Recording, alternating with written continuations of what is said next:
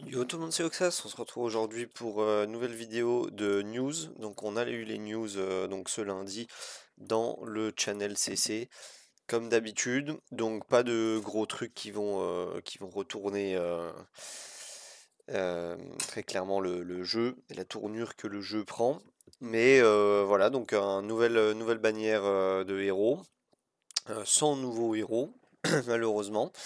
Mais bon, le prochain nouveau héros devrait pas tarder, donc Bronya, je sais pas si c'est la prochaine, mais Bronya devrait sortir donc avant la fin de saison RTA, très logiquement.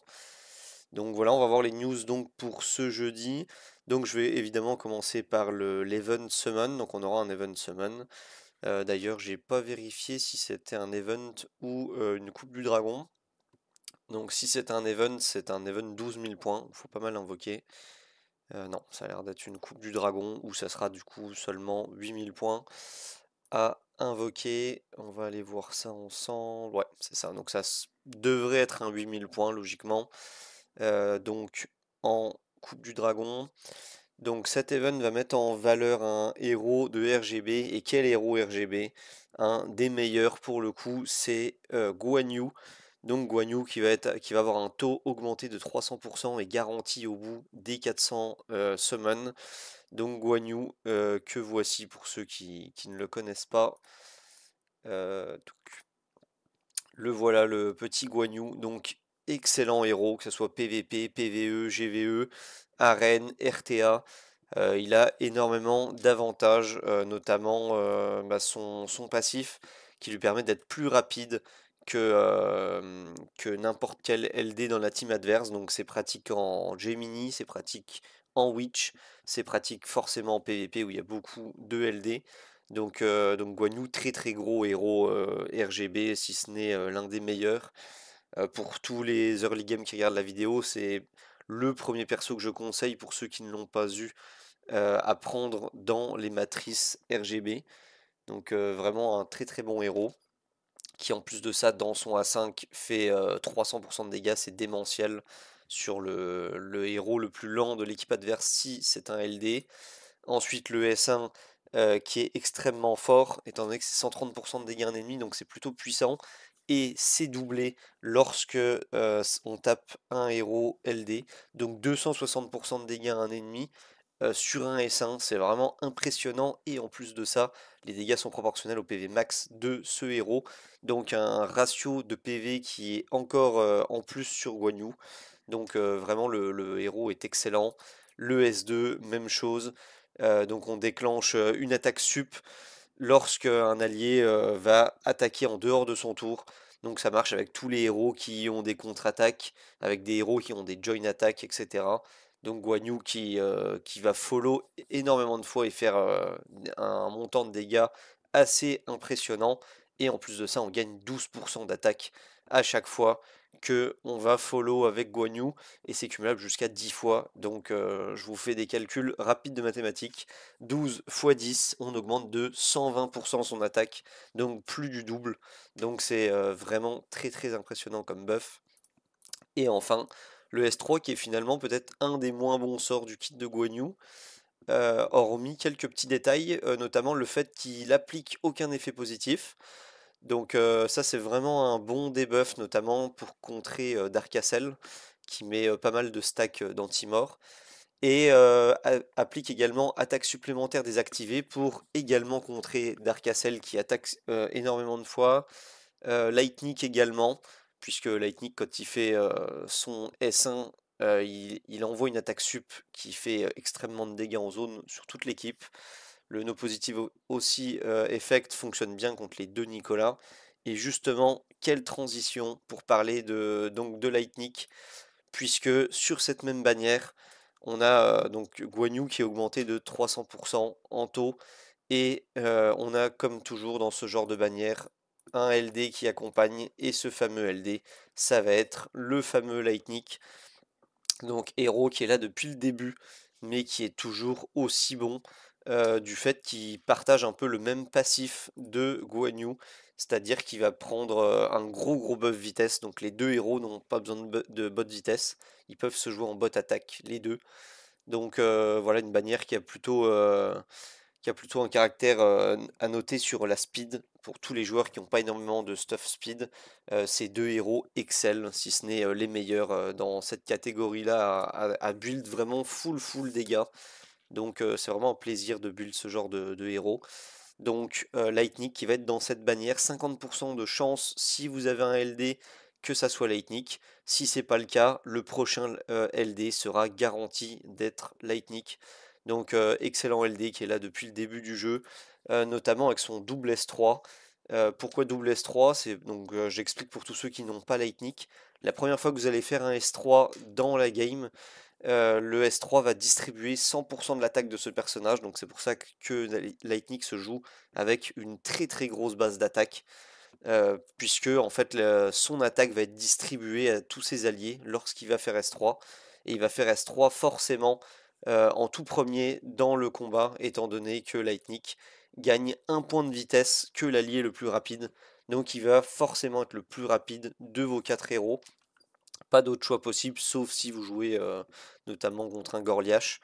Donc Lightning qui va être le premier héros à jouer, et il va faire son premier S3, donc il va distribuer le montant de son attaque à toute l'équipe alliée. Donc toute l'équipe alliée gagne évidemment un bonus considérable sur leurs dégâts en ayant 100% d'attaque d'un Lightning. Un Lightning qui peut monter à 8-9 000 d'attaque. Forcément, ça fait plaisir à ses alliés de recevoir 9 000 d'attaque en plus. C'est quasi comme un buff Sauvan, mais qui ne dure qu'un seul tour. Donc vous pouvez massacrer l'adversaire dès le premier cycle de jeu. Et enfin, pourquoi double S3? C'est parce que une fois que ce premier S3 a été lancé, il débloque donc le deuxième S3, et le deuxième S3, donc c'est la même chose, sauf que en plus de ça, on va se soigner de 50% des dégâts qu'on va infliger, et ça fait beaucoup plus mal, hein. On voit ici 130% de dégâts à tous les ennemis, le deuxième S3 fait 165% de dégâts à tous les ennemis, donc c'est vraiment très fort, très bonne compétence de héros. Et j'en parlais tout à l'heure, donc des attaques supplémentaires côté Lightning. On va en faire puisque de toute façon avec son passif, voilà pour tous ceux, je pense que même ceux qui ne l'ont pas connaissent sa fameuse immunité à la mort à Lightning, où il est 2 tours, donc 2 cycles en entier. Tout simplement, il ne peut pas mourir, il ne peut pas subir de dégâts mortels, hormis, souvenez-vous des 3 héros qui passent à travers les invulnérabilités, à savoir Borden, que beaucoup ont, hein, forcément, un simple épique feu. Ensuite Thor, le deuxième héros, donc un légendaire qui est haut cette fois, donc qui est un peu plus rare dans les box. Et enfin le dernier qui est encore plus rare puisque c'est un légendaire Dark, où c'est Dark André, alias SSA, qui peut traverser donc l'anti-mort. Tous les autres vont devoir attendre et subir 2 tours d'anti-mort de Light Nicolas. Donc vraiment un très bon LD. Et son S1 qui peut être également un S1 double, puisque il inflige 110% de dégâts à un ennemi, mais si la cible a moins de 50%, c'est là qu'on lance une attaque bonus qui inflige 50% de dégâts à tous les ennemis. Donc c'est vraiment très impressionnant en termes de dégâts. On va pouvoir passer donc à la deuxième news de ce patch, donc ça va être la prochaine rotation de GVE, pardon, donc qui va débuter le 17 juillet 2025 et s'achever le 31 juillet 2025. Donc voilà, comme d'habitude, une période de 15 jours de GVE qui va succéder à la GVG qui est en ce moment. Et enfin, dernière news, la fameuse bannière donc limitée, donc c'est-à-dire la bannière poussière, voilà celle-ci. On aura donc dans la prochaine rotation, pour commencer, je vais commencer par le héros haut.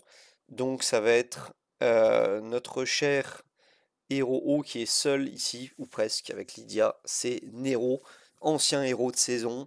Très bon héros, encore on est sur le domaine de la speed sur cette bannière de jeudi.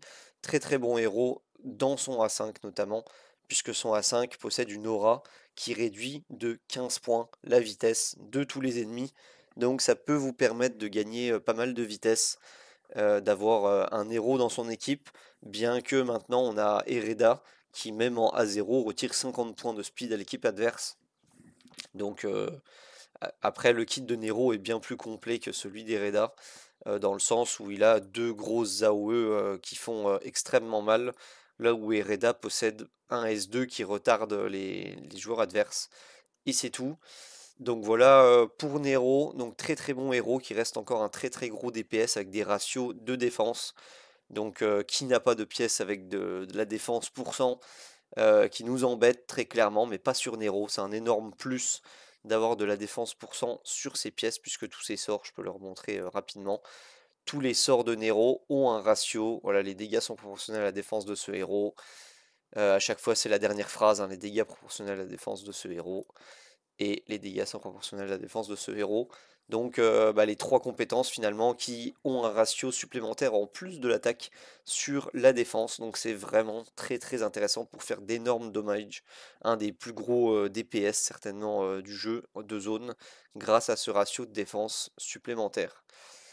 Ensuite, le prochain héros va être un héros de feu et il va s'agir d'un autre ancien héros de saison. Le premier en date, c'est Garel, qui malheureusement, je vais faire beaucoup moins d'éloges, puisqu'il était vraiment incroyable quand il est sorti en tant que premier héros de saison au tout début du jeu. Malheureusement, il a pris un coup de vieux, il n'a pas vraiment été up, ni retouché, les héros sont de meilleur en meilleur.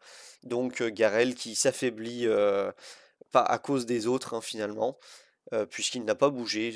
C'est toujours une bonne unité, entre guillemets, mais c'est clairement pas ce qui est conseillé. Notamment si vous êtes nouveau joueur, vous avez une bannière de Garel, n'allez pas dessus très clairement, puisque il y a bien mieux aujourd'hui dans le jeu. Donc il est plutôt moyenne moins, si je dois donner une moyenne pour Garel. Il est un peu en dessous de la moyenne, malgré que c'était un bon héros à l'époque. Et enfin, on termine avec le héros vedette qui est Empire de la Lumière Sacrée. Et il s'agit de Shane, un très très gros héros de support qui match parfaitement avec Larens si vous arrivez à bien speedtune votre équipe. Donc Shane, très très bon héros, support qui augmente drastiquement les dégâts. Donc qui va bien avec Larens qui est offerte au 7e jour de jeu, pour ceux qui commencent le jeu et qui match extrêmement bien avec Guan Yu également. Donc sur cette bannière, il y a vraiment possibilité d'avoir Larens, Shane, Guan Yu, qui serait un énorme start en tant que nouveau joueur et qui est une team qui marche même pour les joueurs late game dans beaucoup de contenu. Donc Shane, très très bon héros de support. Maintenant, c'est pas forcément utile d'aller chercher Shane en tant que soutien si vous n'avez pas déjà de gros DPS type Guan Yu. Ça reste quand même la priorité d'aller chercher en priorité tout simplement un DPS. Voilà, j'espère que les bannières vous plaisent. N'hésitez pas à me dire dans les commentaires si vous attendez d'autres héros en bannière à suggérer à Ace, pourquoi pas. Je pourrais lui partager sans souci. Voilà, merci d'avoir regardé la vidéo. Je vous souhaite bon jeu et à plus.